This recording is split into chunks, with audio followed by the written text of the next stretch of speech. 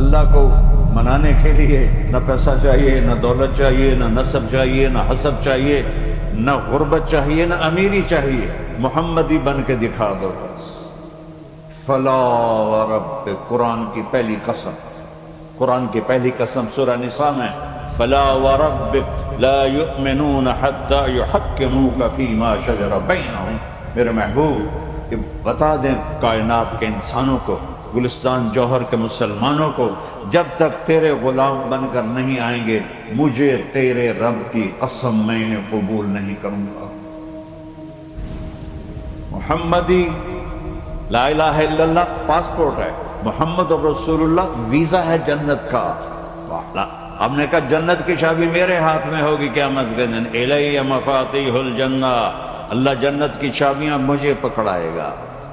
یہاں دنیا کے خزانوں کی بھی چابیاں آئیں، اسرافیل آئے، اب 3 دن سے فاقہ تھا اور اب صفا پہ بیٹھے تھے اور جبریل سے کہہ رہے تھے 3 دن ہو گئے ہیں، ایک لقمہ پیٹ میں نہیں گیا۔ 3 دن میرا کھانا تھوڑا سا لیٹ ہو جائے میرے سر میں درد ہو جاتا، مسئلہ ہے میرا۔ اور آپ نے کہا 3 دن گزر چکے ہیں جبریل، ایک مٹھی جو نہیں ہے، ایک مٹھی آٹا نہیں ہے۔ اللہ تعالیٰ نے ایک دم اسرافیل بھیجا اور اتنا بڑا تھال، اس کے اوپر ریشمی رومال، کہ یا رسول اللہ ان ربک سمع کلام، اللہ تعالیٰ نے آپ کا دکھ سنا ہے، وَبَعَثَنِي إِلَيْكَ بِمَفَاتِيحِ خَزَائِنِ الْأَرْضِ، اور یہ 7 زمینوں کے خزانوں کی چابیاں دے کر مجھے بھیجا ہے کہ میرے حبیب کو نذرانہ پیش کر دو۔ لیکن ان سے پوچھ لو عبدًا رسولہ او ملکًا رسولہ، آپ بادشاہی والی نبوت چاہتے ہیں یا غلامی والی نبوت چاہتے ہیں؟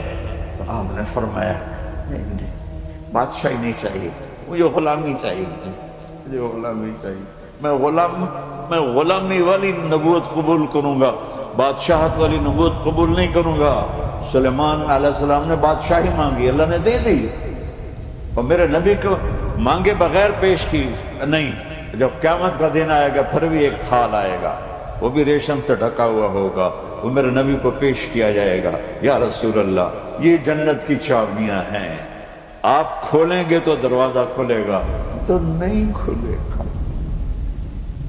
اگر شان دیکھنی ہے قیامت کے دن تو اپنے نبی کی دیکھنا، انا اول الناس خروجا اذا بعثوا، قبریں پھٹیں گی سب سے پہلے میں نکلوں گا، اور کیسے نکلوں گا؟ میرے دائیں طرف ابو بکر نکلے گا، میرے بائیں طرف عمر نکلے گا، اور اس سے عجیب بات، بلال رضی اللہ عنہ کی قبر دمشق شام میں ہے، لیکن آپ نے فرمایا بلال میرے قدموں سے اٹھے گا اور باہر نکل کے اذان دے گا، پھر میرے لیے براق لایا جائے گا، میں اس پہ سوار ہو کر معشر کی طرف چلوں گا، اور بلال میرے آگے سرخ اونٹنی پر آگے آگے چلے گا۔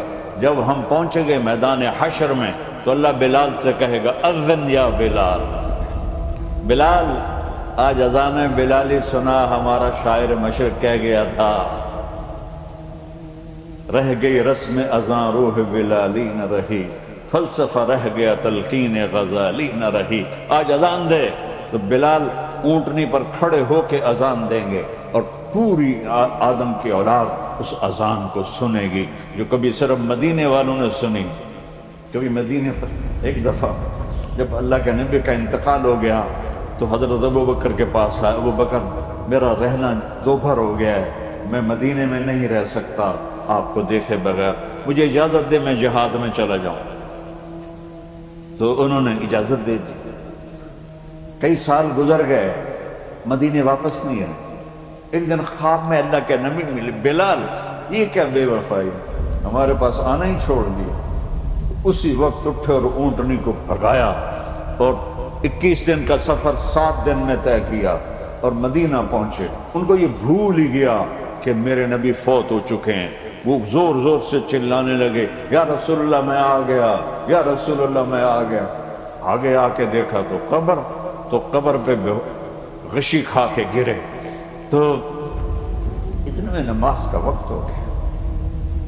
تو انہوں نے قسم کھائی تھی کہ جب اللہ کے نبی فوت ہوئے تھے کہ آج کے بعد میں اذان نہیں دوں گا، تو لوگوں کو پتہ تھا اذان نہیں دیں گے، تو انہوں نے حسنین کو بلایا، میرے نبی کے پھول، میرے نبی کے جان و جگر، میرے نبی کی آنکھوں کی ٹھنڈک، جن کو ہم نے ایسے بھلا دیا ہے جیسے کوئی شے ہی نہیں ہے۔ جس نے یا اللہ میں حسن حسین سے پیار کرتا ہوں تو بھی پیار کر، جو ان سے پیار کرے ان سے بھی پیار کر، جو ان سے بغض رکھے ان سے تو بغض رکھ۔ یہ ہیں میرے نبی کے پھول شہزادے۔ تو صحابہ نے ان سے کہا کہ حسنین آپ بلال سے کہو تو یہ اذان دیں گے ورنہ نہیں دیں گے۔ تو یہ دونوں بھائی آئے، 10 سال 8 سال 9 سال کی عمر، کہنے کہ یا عم اذن لنا کما کنت تؤذن لجدنا، بلال آج ہمارے لیے اذان دے دے جیسے تو ہمارے نانا کے لیے اذان دیتا تھا۔ تو وہ رونے لگے، کہا بیٹو میں نے قسم کھائی تھی لیکن تمہارے سامنے میں اپنی قسم توڑ دوں گا۔ اور جب وہ ایک انصاری عورت کا گھر تھا مسجد کے چھت کے ساتھ، اس پہ چڑھ کے اذان ہوتی تھی، انہوں نے کہا نا اللہ اکبر اللہ اکبر، سارے مدینے میں زلزلہ اور عورتیں بھی چیختی چلاتی ہوئی اپنے گھروں سے باہر نکل آئی اور پورے مدینے میں ماتم بچھ گیا۔ آپ کی اذان گونج رہی تھی اور سارا مدینہ نہیں، مدینے کے انسان نہیں، جنات نہیں، در و دیوار بھی بلک بلک کے رو رہے تھے۔ اللہ کو محمدی بن کے دکھا، اللہ راضی ہے، نہ کالی کو دیکھے نہ گوری کو دیکھے، پیا جس کو چاہے سہاگن وہی ہے، اس کی بارگاہ میں وہی محبوب ہے جو اس کے نبی کا غلام بن کے آیا ہے، باقی سب مردود کر دی جائے۔ تو بھائیو جو ہو گیا اس پہ توبہ کرو اور اپنی زندگی کو بدلنے کی آج نیت کرو۔ یہ میں پہلا جمعہ پڑھا رہا ہوں سال کا، یہاں نیا سال ہے، آخری جمعہ ہے شاید جنوری کا، تو آج سارے مجھے نوجوان نظر آ رہے ہو، بہت کم بڑی عمر کے لوگ بیٹھے ہیں، اور ہم سب مل کر اللہ کی بارگاہ میں توبہ کریں۔ حضرت زبیر عشرہ مبشرہ میں سے رسول اللہ صلی اللہ علیہ وسلم کے حواری ہے۔ حضور اکرم صلی اللہ علیہ وسلم نے فرمایا، اے طلحہ، اے زبیر، جنت میں ہر نبی کے 2 حواری باڈی گارڈ سمجھ لو۔ آپ لفظوں میں دائیں بائیں چلنے والے ہر نبی کے ساتھ ہوں گے، میرے تم طلحہ اور زبیر حواری ہو جو ہمارے دائیں بائیں میرے ہر وقت ساتھ چلو گے۔ اس حواری ہونا تک جو پہنچنا ہے یہ حضرت اسماء کے ساتھ ہوا کہ حضرت اسماء نے اپنا حق معاف کیا، اپنے حقوق معاف کیے کہ جاؤ تم سے مطالبہ نہیں، اللہ تعالیٰ سے میں لوں گی، تم جاؤ۔ پھر وہ حال آئے، خود اپنا حال سناتی ہے کہ میرا حال یہ تھا کہ زبیر ہر وقت حضور صلی اللہ علیہ وسلم کے ساتھ رہتے تھے اور میرے گھر میں کچھ بھی نہیں تھا، کام بھی خود کرتی تھی، باہر کا بھی اور اندر کا بھی، گھوڑوں کو چارہ لانا، اونٹوں کو چارہ لانا، پھر گھر کا کام بھی کرنا۔ 1 دن 2 دن 3 دن کا فاقہ آیا، باپ موجود مگر شکایت نہیں، حضور اکرم صلی اللہ علیہ وسلم موجود مگر شکایت نہیں، خاوند موجود مگر لڑائی نہیں کہ میرا حق ادا کرو۔ عورتیں تو جلدی سے مطالبہ کرتی ہے میرا حق ادا کر دو، اور جو بہن حق معاف کرے کہ جنت میں اکٹھا لے لوں گی۔ ایک اور حدیث اس کے متعلق سنا دوں، ایک آدمی آ رہا ہے، دوسرا اس کے پیچھے آ رہا ہے، اے اللہ اس نے میرا حق مارا ہے، حق لے کر دو۔ اور وہ آدمی ایسا تھا کہ حق دنیا میں نہ دے سکا مجبوری کی وجہ سے، تو اللہ تعالیٰ فرمائے گا کیا لے کر دو، اس کے پاس تو کچھ بھی نہیں ہے۔ وہ کہے گا اس کی نیکیاں لے کر دو اور میرے گناہ اس کو دے دو۔ اللہ تعالیٰ فرمائیں گے اوپر دیکھو، وہ اوپر دیکھیں گا تو جنت نظر آئیں گی، عالی شان عظیم الشان جنت، سونے چاندی کے محلات۔ وہ کہے گا یا اللہ یہ کس نبی کی جنت ہے، کس صدیق و شہید کی جنت ہے؟ تو اللہ تعالیٰ فرمائیں گے اس کی نہیں، جو قیمت ادا کر دے اس کی ہے۔ کہا یا اللہ اس کی کیا قیمت ہے؟ جو اپنا حق معاف کر دے اس کی ہے۔ اس نے کہا اچھا میں اس سے نہیں لیتا، تجھ سے لیتا ہوں، تو دے دے مجھ کو جنت۔